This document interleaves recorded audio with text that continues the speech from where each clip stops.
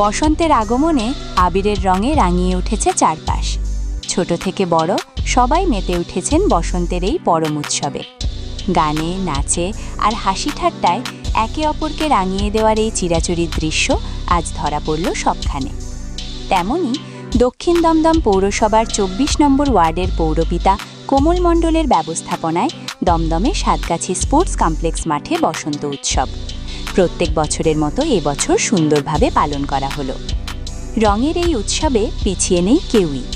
লাল, নীল, হলুদ আর সবুজ আবিরের ধুলোয় আকাশ যেন আজ রামধনু হয়ে উঠেছে। কেউ বা গালে আবির মাখিয়ে শুভেচ্ছা জানাচ্ছেন, আবার কেউ বা পিচকিরি হাতে ছোটদের সাথে মেতেছেন জলকেলিতে। বাঙালির ১২ মাসে ১৩ পার্বণের মধ্যে দোল হল সবথেকে রঙিন উৎসব, আর সেই ছবি ফুটে উঠছে সর্বত্র। উৎসবের মেজাজে থাকা মানুষজন জানাচ্ছেন বছরের এই একটা দিনের জন্য তারা অপেক্ষা করে থাকেন। ভেদাভেদ ভুলে একে অপরকে আলিঙ্গন করা আর রঙের প্রলেপে সব তিক্ততা ধুয়ে ফেলায় এই উৎসবের মূল লক্ষ্য। তাদের কথায়, রঙের এই মেলায় আমরা সবাই আজ একাকার। চলুন শুনে নেব ২৪ নম্বর ওয়ার্ডের পৌরপিতা কমল মণ্ডল কি বলছেন। প্রত্যেকবারই ওয়ার্ডে সবাই আসে, আমি সারা ওয়ার্ডে সুন্দর সবাই আনন্দ করে এবং নানান অনুষ্ঠান আপনারা তো দেখছেন, নাচ হলো।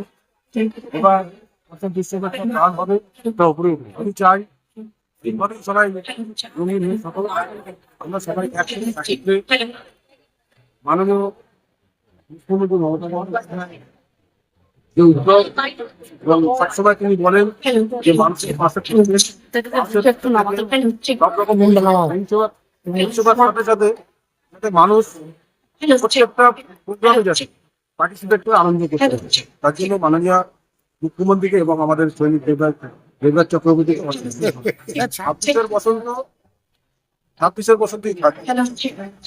বিরোধী দল যারা আছে তারা কতটা ঠিক পাবে কিসের উপর মনে হয় এখানে বলতে চাই না, তাই বলে দিলাম আপনারা জানেন। ইলেকশনের পরে আমরা এইসব সারা পশ্চিমবঙ্গ করে সারা ভারতবর্ষ হয় সুষ্ঠুভাবে সবাই যাতে এই দোল সম্পূর্ণ করতে পারে। কারণ আপনারা জানেন যে দোলের নানান কিছু কারণে আমি প্রত্যেক ওয়েস্ট বেঙ্গলের পশ্চিম বাংলা অধিবাসী কাছে বলবো যে আপনারা সুস্থভাবে ভালোভাবে দেখবেন। Thank you. এতক্ষণ শুনে নিলাম কমল মণ্ডলের কিছু বক্তব্য। সব রকম নিউজ দেখতে হলে চোখ রাখতে হবে বেঙ্গল নিউজ টিভি চ্যানেলের পর্দায়।